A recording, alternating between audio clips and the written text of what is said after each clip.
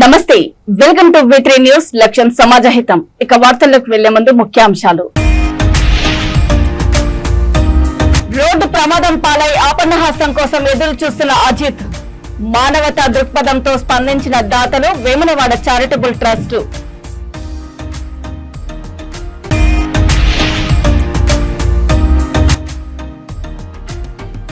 అమ్మా నన్ను దీవించు, నీ గుడిలో దొంగతనం చేస్తున్నా.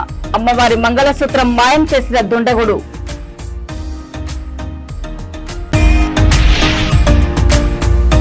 సీతారాముల కళ్యాణ మహోత్సవానికి ముహూర్తం సిద్ధం. ఏప్రిల్ 17న ఉదయం 10:30 సీతారాముల కళ్యాణ మహోత్సవం.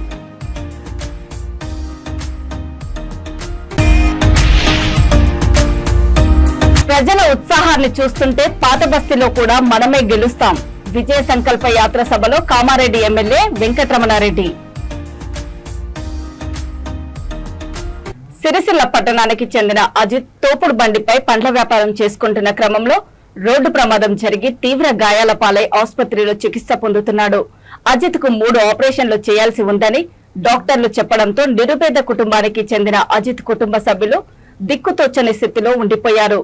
అజిత్ కుటుంబ సభ్యులు వేములవాడ చారిటబుల్ ట్రస్ట్ వారి సహాయం కోరడంతో వారు వాట్సాప్, సోషల్ మీడియా ద్వారా అన్ని గ్రూపులలో పోస్ట్ చేయడంతో దాతలు మానవతా దృక్పథంతో స్పందించి 7,670 రూపాయలు అందించారు. ట్రస్ట్ ద్వారా కొంత కలిపి అజిత్ కుటుంబ సభ్యులకు 10,000 రూపాయల చెక్కు అందజేశారు. ఈ కార్యక్రమంలో ట్రస్ట్ సభ్యులు మధు మహేష్, డాక్టర్ బెంజన్ కి రవీందర్, మహమ్మద్ అబ్దుల్ రఫీక్, ప్రతాప నటరాజు పాల్గొన్నారు.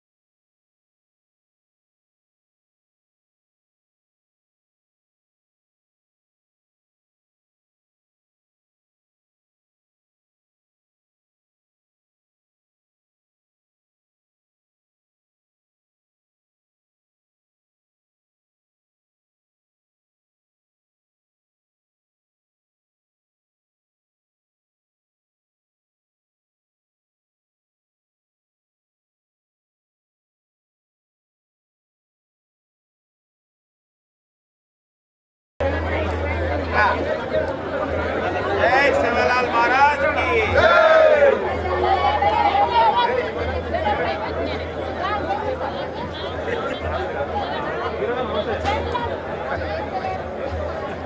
सेवालाल महाराज की सेवालाल महाराज की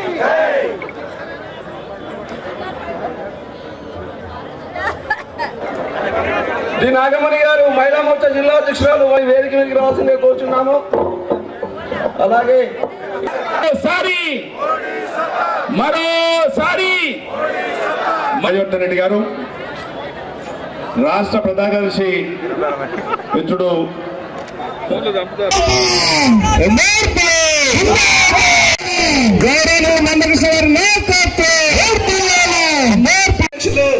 ఎలమంచిలి వెంకటేశ్వరరావు గారు.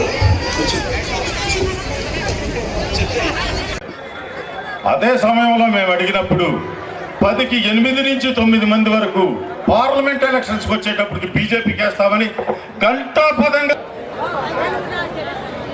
ఈ దేశంలో ఎవరు కూడా ఇల్లు లేని నిరుపేదలు ఉండొద్దు, హౌసింగ్ ఫర్ ఆల్ అనే పేరుతోని అందరికి కూడా ఇల్లు కట్టియాలనే ఒక ఉద్దేశంతో దేశంలో ఆ యొక్క ప్రధానమంత్రి ఆవాస్ యోజన కింద ఇండ్లు నిర్మించడం మొదలుపెట్టి 4 కోట్ల మందికి గృహాలు నిర్మించి ఆ తాళం చేతులను వాళ్ళకు అందజేసిన యొక్క మహానుభావుడు శ్రీ నరేంద్ర మోడీ గారని చెప్పి మనవి చేస్తున్నాను.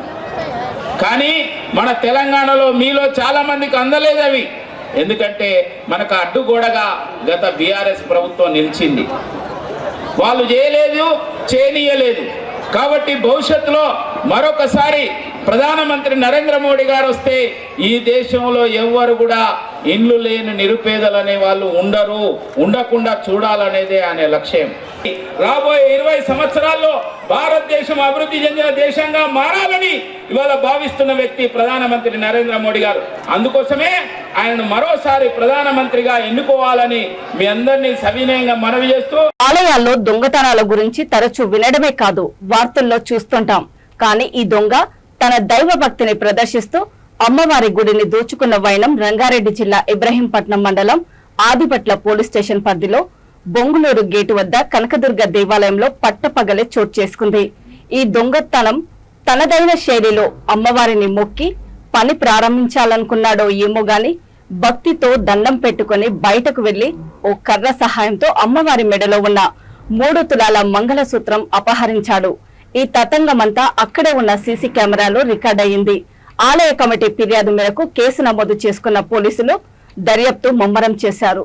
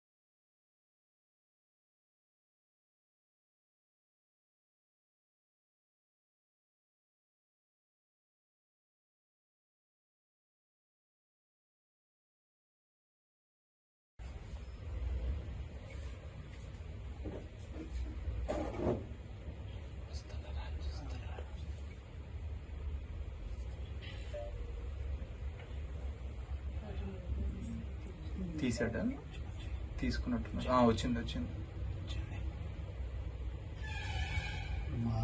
మాస్క్ పెట్టాడు. వాడు కర్ర తీసుకెళ్ళి వెనకాల పెట్టాడు. ఒక్క నిమిషం, మళ్ళీ వస్తాడు. వాడు మళ్ళీ బయటికి వెళ్ళాలి కదా.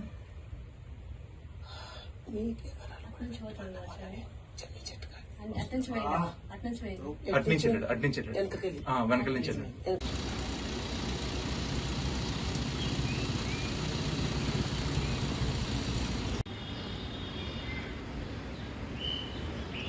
గుడి ఉత్సవాలు జరుగుతాయి.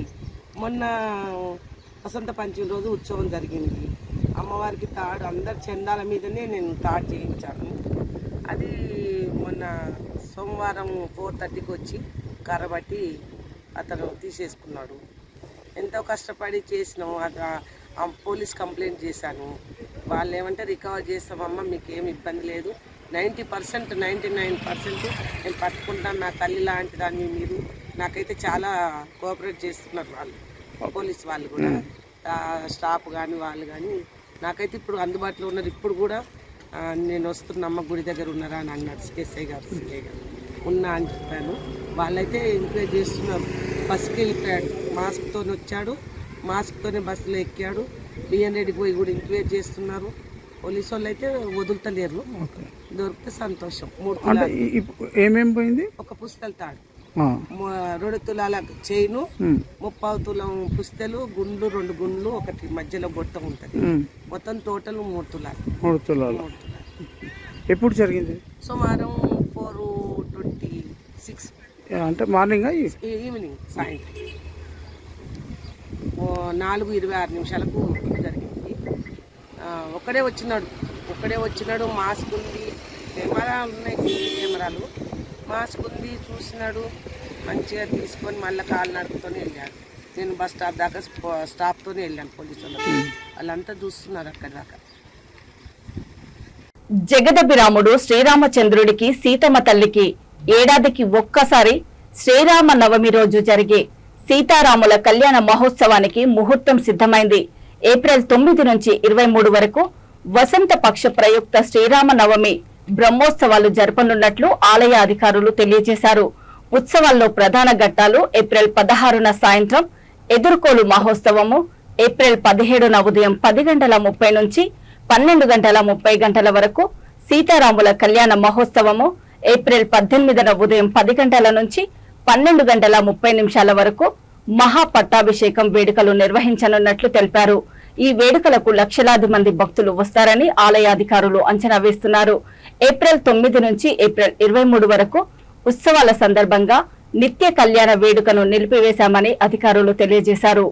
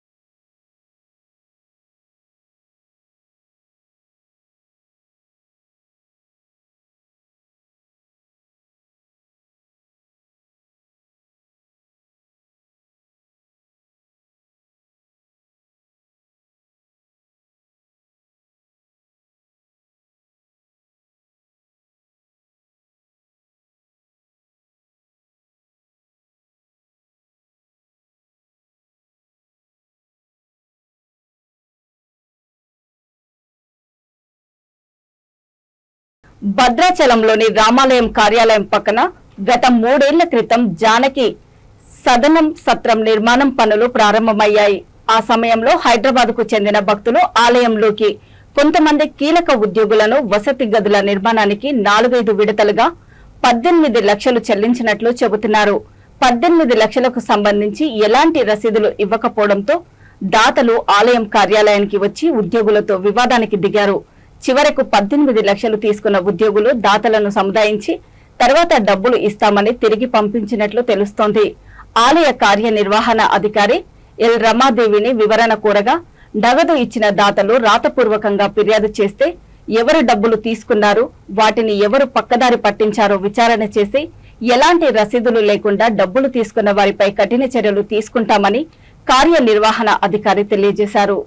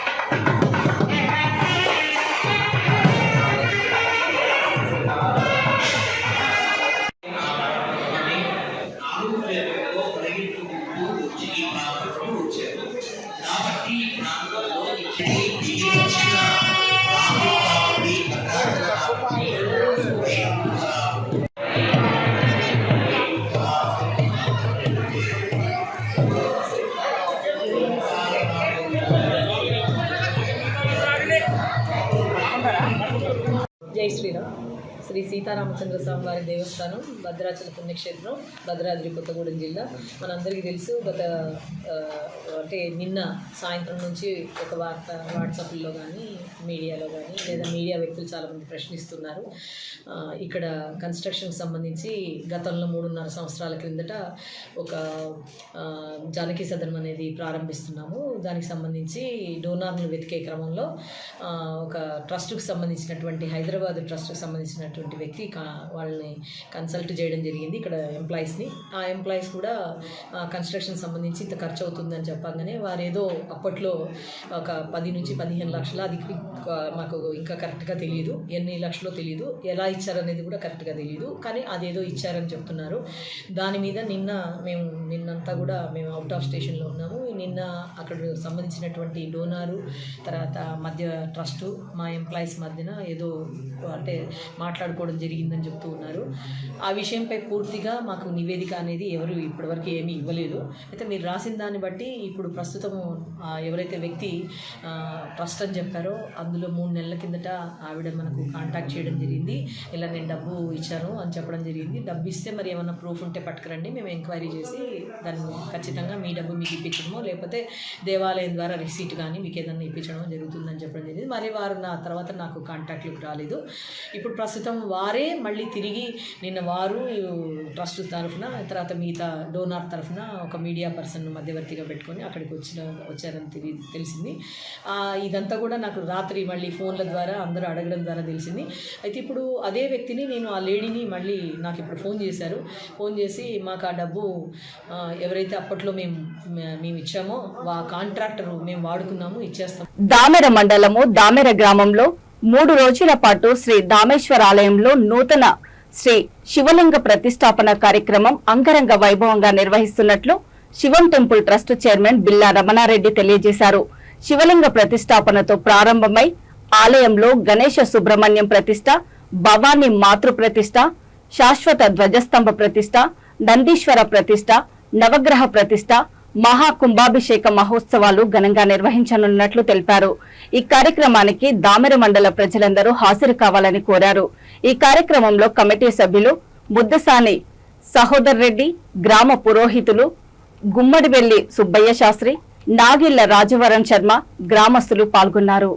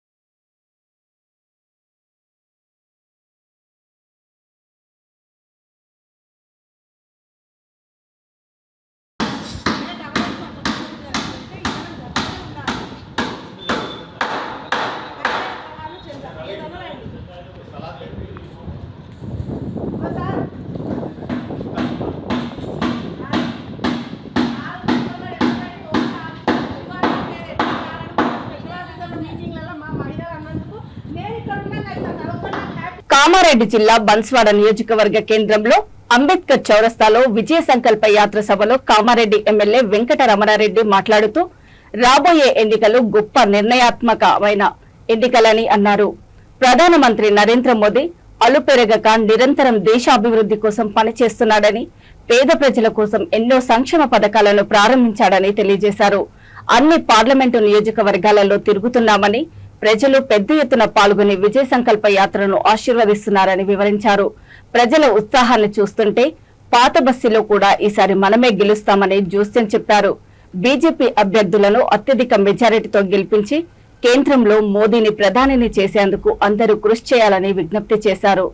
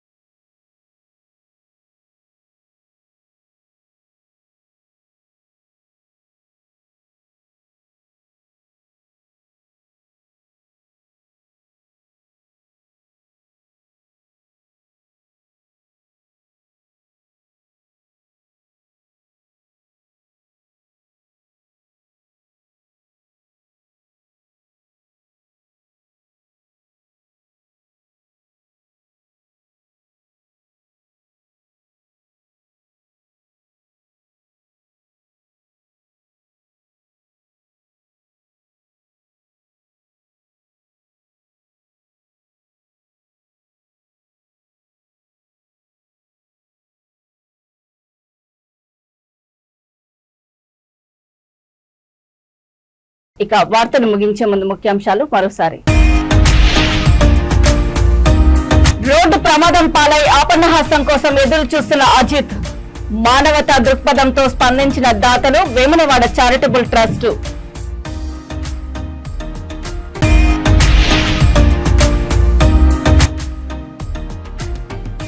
అమ్మా నన్ను దీవించు, నీ గుడిలో దొంగతనం చేస్తున్నా.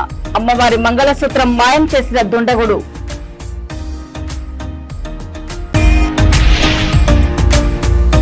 సీతారాముల కళ్యాణ మహోత్సవానికి ముహూర్తం సిద్ధం. ఏప్రిల్ 17న ఉదయం 10:30 సీతారాముల కళ్యాణ మహోత్సవం.